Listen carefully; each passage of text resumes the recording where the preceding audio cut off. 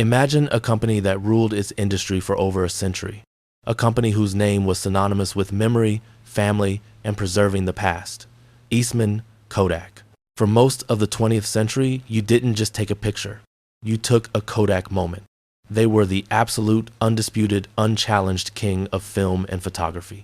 And yet, this behemoth, this icon of American ingenuity, somehow managed to miss the single biggest technological shift in its own history. Even worse, they didn't just miss it, they invented it. Today, we're unpacking one of the most ironic and costly technology scandals ever recorded. This is the story of how Kodak created the future of photography, the digital camera, and then deliberately killed it. This disastrous decision led to a spectacular $30 billion collapse. This is the ultimate self-inflicted wound. The king who willingly abdicated his own throne. Settle in, because this is Tech Fails, and we're developing the dark truth behind Kodak's digital disaster. The invention, the secret of the digital camera.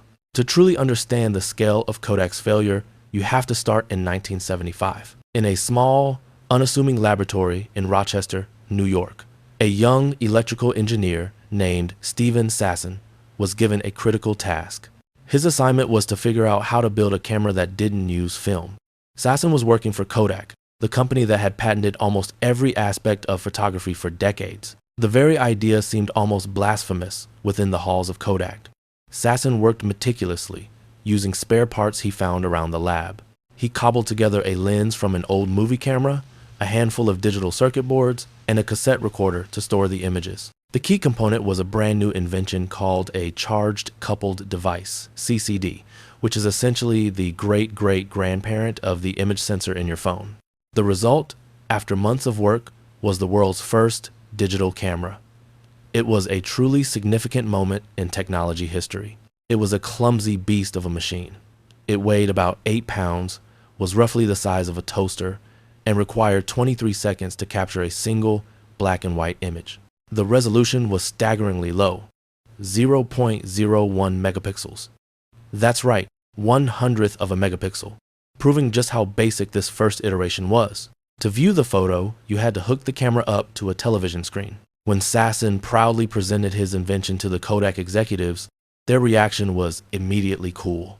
It was the first soft whisper of the coming technology disaster. Their response was lukewarm, bordering on openly hostile. One executive reportedly looked at the blurry image on the TV screen and dismissed the whole endeavor with a devastating quote. The executive said, "That's cute, but it's film that's going to make us rich." Sasson's work was deemed interesting but irrelevant to the company's core profits. And there, in that one sentence, was the fatal flaw that would eventually bring the company down. They saw digital as a toy, a mere novelty, and, worst of all, an existential threat to their true business. The golden prison of film. The problem wasn't a lack of technological talent or funding, which Kodak possessed in abundance. Kodak had the brightest minds, the deepest pockets, and the best patents on earth. The problem was their entrenched business model. Kodak wasn't really a camera company at its heart. They were fundamentally a sophisticated chemical company. Their entire multi-billion-dollar empire was built on the classic razor and blade model. First, they would sell the camera cheaply, the razor, to get the user into the system. Then, and this was the crucial part, they would sell the film expensively, the blade, which was their core profit generator. Finally, they would charge for processing, the service, which offered massive, high-margin service fees. This ecosystem was perfect and immensely profitable. It was a closed loop where Kodak controlled every single step. In the 1,970 seconds, Kodak owned about 90% of film sales and 85% of camera sales in the US. Their profit margins on film and photo paper were astronomical, estimated at up to 70%. It was a golden prison, impossible to walk away from. Introducing a digital camera, however, directly eliminated the need for film and the processing chemicals entirely. This was not seen as a simple step forward for technology. Instead, the digital idea was viewed as an existential threat to the company's entire financial structure. It was a classic case of the innovator's dilemma playing out in real time. In the innovator's dilemma, the profitable, established business unit always defeats the disruptive, low-margin future until it's far too late to catch up. The internal resistance within Kodak was immense and deeply rooted. Management was comfortable believing that digital photography would take at least a decade, maybe two, to become truly mainstream. They felt they had time. They were perfectly happy to sit on their patents, collect their billions from film sales, and wait for the threat to simply fizzle out on its own. This deliberate shelving of revolutionary technology is arguably one of the most tragic technology scandals in corporate history. The 1,990 seconds, the warning signs.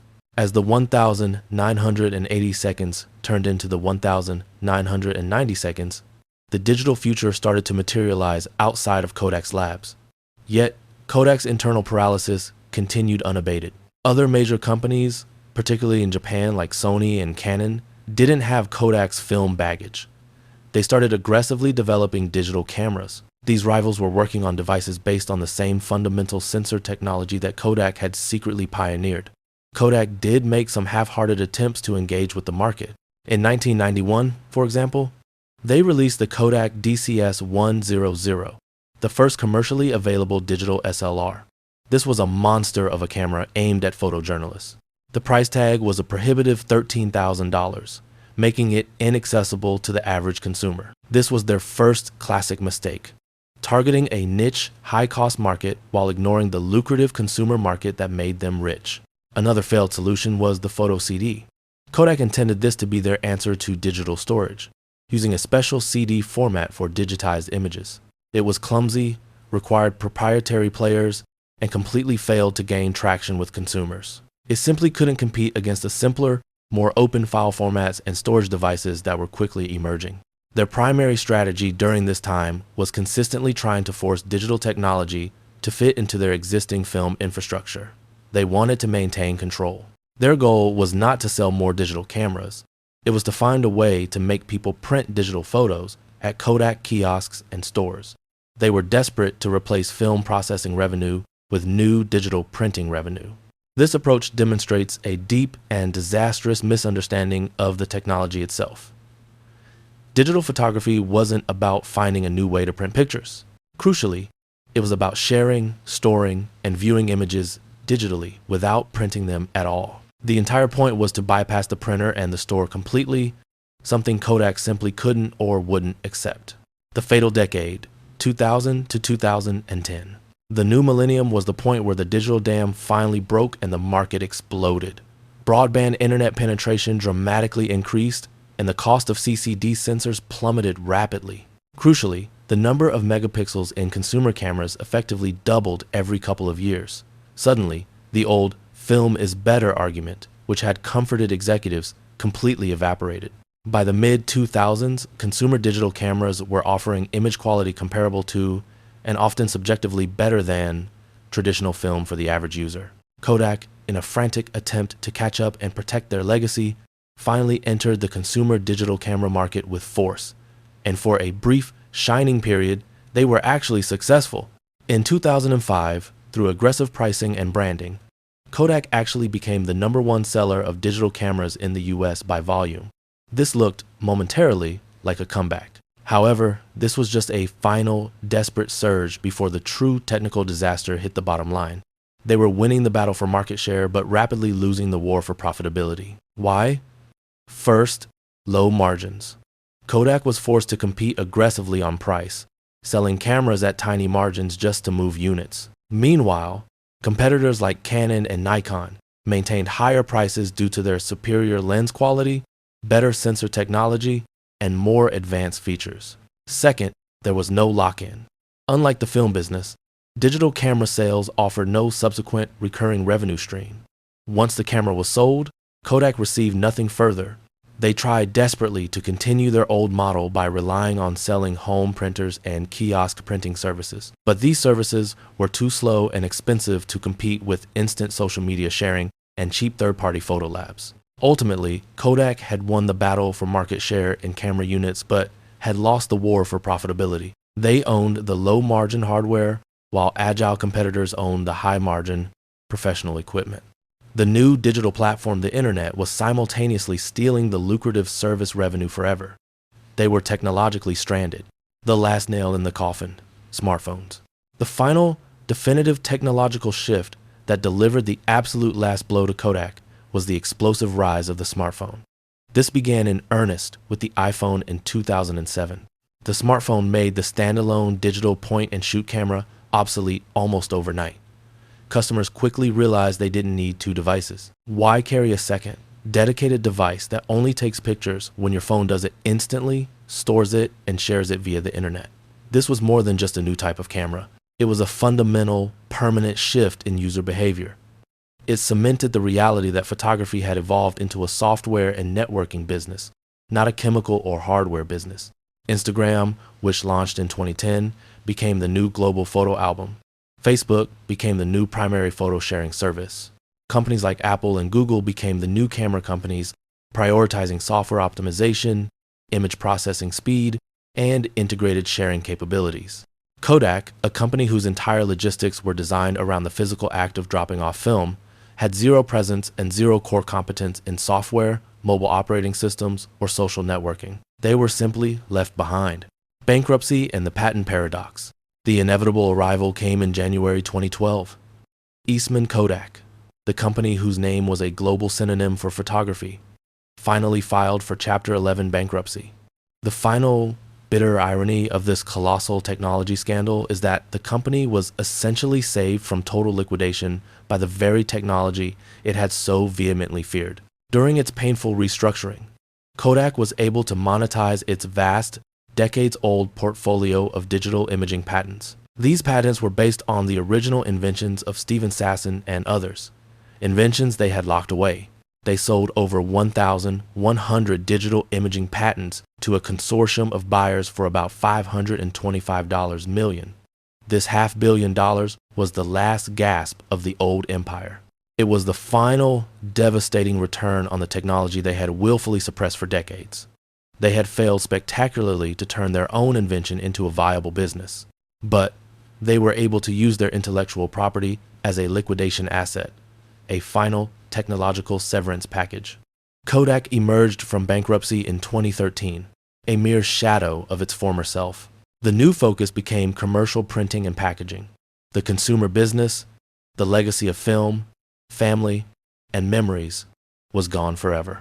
The 3 lessons of the Kodak collapse. The story of Kodak is a masterclass in how a company can possess the future, yet willfully choose the past. The lessons here are critical for any business facing technological disruption today. Lesson 1. The trap of core competency. Kodak defined itself rigidly by its core competency, the chemical process of film creation and development. They tragically failed to realize that their true core competency should have been imaging, capturing, storing, and sharing light-based memories. By clinging to the chemical process, they blinded themselves to the technological pivot required to maintain their dominance. When your profit model is threatened by a new technology, you must immediately redefine your identity around the customer's need, not around your current product or manufacturing process. Lesson 2. Don't mistake time for denial. Kodak management actually knew digital photography was coming. They correctly predicted that mass consumer adoption would take years. Their critical error was believing that the available time was an opportunity to wait rather than an opportunity to prepare and attack. That decade of grace should have been used aggressively. They should have been building digital infrastructure, acquiring software talent, and, most importantly, completely redefining their internal culture. Instead, they used that precious time to simply double down on film. Lesson 3. Technology is an enabler, not a threat. Kodak saw the digital camera only as a threat to film revenue. They were looking at it only through a zero-sum lens. The winners, the Apples, the Googles, the Netflixes, saw the new technology as an additive platform for entirely new revenue streams and customer experiences. Kodak's failure wasn't just a business mistake. It was an act of corporate self-sabotage, a multi-billion-dollar reminder for everyone. In the age of rapid technological change, the most dangerous place to be is at the top of an old business model. The company that gave us the Kodak moment missed the most important moment of all, the moment they had to change their entire existence. This was Tech Fails, where we dissect the historical technical disasters so you don't have to repeat them. What corporate catastrophe should we dissect next? Let me know in the comments below. Be sure to smash that like button and subscribe for more deep dives. You don't want to miss our next video.